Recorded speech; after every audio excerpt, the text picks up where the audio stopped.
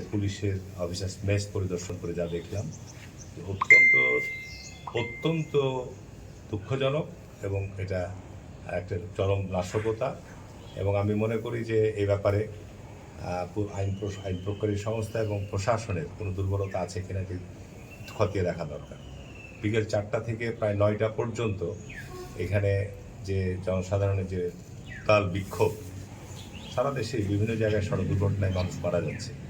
এবং আমি video footage যেটা দেখেছি যে যুবক দুটি মারা গেছে তারা বয়স অত্যন্ত তরুণ, 15-16 বছর হবে হয়তো, তাদের ড্রাইভিং কোনো লাইসেন্সও নাই এবং মোটরসাইকেলের কাগজপত্র আছে কিনা আমি জানি না, মারা যেতে পারে। পুলিশের উপরে এখানে এই আক্রোশের কারণটা এবং পুলিশের অফিসার্স মেস বা পুলিশের এসপি অফিস থানায় আক্রমণের কারণটি কি, কারা এর সাথে জড়িত, এই উস্কানিদাতা এই নাশকতার সাথে কারা জড়িত, এই বিষয়গুলো খতিয়ে দেখা দরকার। আমি প্রিয় সাংবাদিক বন্ধুদেরকে বলবো যে সামনে জাতীয় নির্বাচন, আপনারা লক্ষ্য করছেন যে আমাদের হাদি উপর গুলিবর্ষণের পর তার মৃত্যু সংবাদ পাওয়ার পর ঢাকাতেও যে নাশকতা হয়েছে, আমাদের প্রথম আলো এবং ডেলি স্টারের উপর যে তাদের একটা চমৎকার অফিস একেবারে ভাঙচুর করে গুড়িয়ে দেওয়া হয়েছে, এটি একটি সভ্য দেশে এটি কল্পনাও করা যায় না। একটি অকার্যকর রাষ্ট্র বা একটি সামনে যে জাতীয় নির্বাচন আসছে, এই নির্বাচনকে আপনার অনুষ্ঠানের ক্ষেত্রে আপনার কোনো চক্রান্ত আছে কিনা, আমি মনে করি এসবের পিছনে এই সমস্ত বিষয় জড়িত রয়েছে।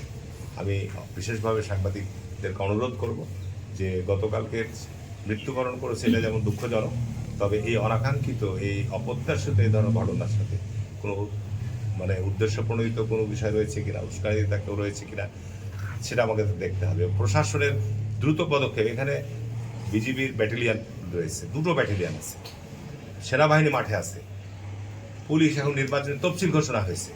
সুতরাং প্রশাসন এই মুভকে, এই যারা আজকে এই মুভ জাস্টিসের মুভের মধ্য দিয়ে ধরনের প্রাকাঙ্ক্ষিত ঘটনা তৈরি করছে, সেই ক্ষেত্রে তাদের পদক্ষেপ গ্রহণের ক্ষেত্রে তাদের বিলম্ব ক্ষেত্রে প্রশাসনিক কোনো দুর্বলতা আছে কিনা, গাফলতি আছে সেটা খতিয়ে দেখা দরকার। পুলিশ তো চেকপোস্ট বসাবেই, মোটরসাইকেল হেলমেট আছে কিনা, তার গাড়ির লাইসেন্স কাগজপত্র আছে কিনা, এটা পুলিশের ডিউটি।